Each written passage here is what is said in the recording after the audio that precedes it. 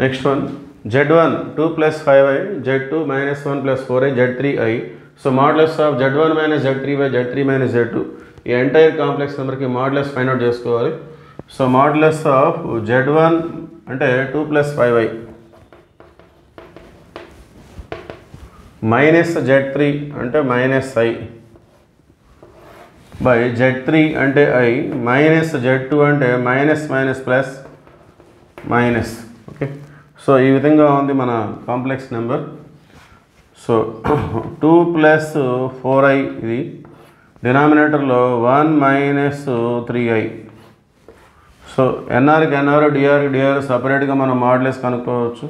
Root of 2 square అంటే 4, 4 square అంటే 16. So ఇక్కడ రూట్ ఆఫ్ 1 square అంటే 1, మైనస్ 3 whole square 9. సో ఇది రూట్ 20 అంటే 2√5 వచ్చేస్తుంది. ఇక్కడ రూట్ 10 అంటే మనం రూట్ 2 ఇంటూ రూట్ 5గా రాసుకోవచ్చు.